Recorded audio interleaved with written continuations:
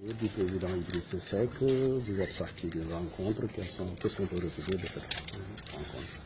Permettez-moi avant de répondre à la question d'adresser mes sincères remerciements au président Idriss Seck qui, dès que je l'ai sollicité, a répondu très rapidement, marquant sa disponibilité pour cette rencontre. Et comme vous l'avez vu, la rencontre n'a pas duré longtemps. C'est un très bon signe parce que le président Idriss Seck a très vite compris le sens de la démarche et a partagé avec nous l'analyse que nous faisons sur les dangers qui pèsent sur le vote, sur le processus électoral, du fait des velléités claires et même, disons-le même, de la volonté claire du candidat Macky Sall d'organiser un hold-up sur ces élections, de faire prospérer son projet d'attentat rampant en voie de perpétration avec les différents signaux que j'ai signalés, que j'ai indiqués, à savoir la mainmise sur les réseaux sociaux, le contrôle de la presse publique, c'est déjà fait, la volonté de contrôler la presse privée avec un président docile du CNRA, le fait de vouloir tenir en respect des populations avec des dépenses importantes en équipement anti-émeute, la rétention des cartes. Et sur cette rétention des cartes, on vient encore d'avoir une information, c'est que pour essayer d'anticiper sur cette critique, on est en train de donner à des citoyens inscrits pendant la période de révision des cartes qui ne leur permettent pas d'aller voter.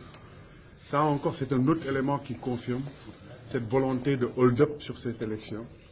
Et donc, le projet que nous avons de mise en place d'une plateforme de gestion gestion opérationnelle des risques identifiés, d'une plateforme opérationnelle de sécurisation des élections, a été présenté au président Idriss Seck, qui nous a d'emblée, mais vraiment de manière spontanée, marqué son accord.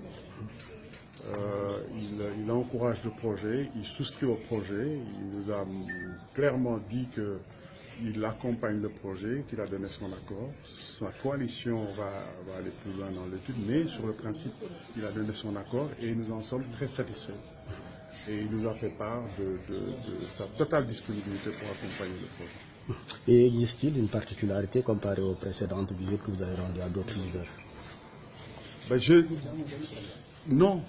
Tous les leaders que j'ai rencontrés, ont marqué leur accord sans aucune réserve.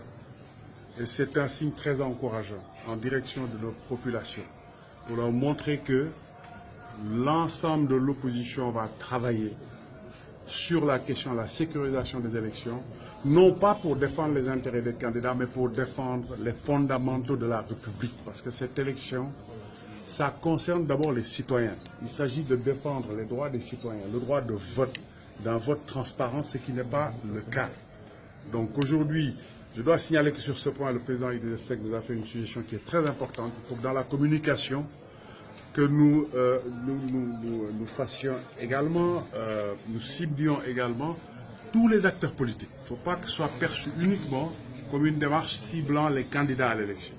Tous les acteurs politiques qui se sentent concernés par le respect des principes démocratiques, qui se sentent concernés par le respect des fondamentaux de la République, même les acteurs de la société civile, tous les Sénégalais sont concernés par cette affaire.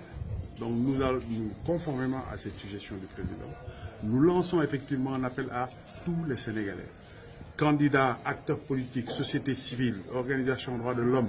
Parce que la question qui se pose, ce n'est pas seulement le fait d'organiser des élections pour avoir un nouveau président. Si on ne fait pas le nécessaire pour éviter le hold-up, nous connaissons les capacités de résistance du peuple sénégalais. Et ces capacités de résistance peuvent mener à des situations de conflit. Et donc c'est la paix sociale qui est en jeu. Et je le dis encore une fois, notre plus grande richesse, ce n'est pas le pétrole. La plus grande richesse du Sénégal, c'est sa paix sociale. Et son harmonie sociale, sa stabilité sociale. Et nous devons sauvegarder cette paix sociale et cette stabilité à tout prix. Nous ne devons pas laisser quelqu'un préparer un hold-up uniquement pour ses intérêts. Parce que sa gestion a montré que sa préoccupation principale, ce n'est pas le pays, c'est son parti. nous ne pouvons pas accepter que ça continue. Parce que le maintien de Macky Sall à la tête de ce pays n'est pas bon pour le Sénégal. Surtout s'il veut se maintenir en nous imposant un hold. Ça, nous ne l'accepterons pas. Et je suis très rassuré par la disponibilité des grands acteurs politiques de ce pays pour accompagner le projet que je leur ai soumis. Merci.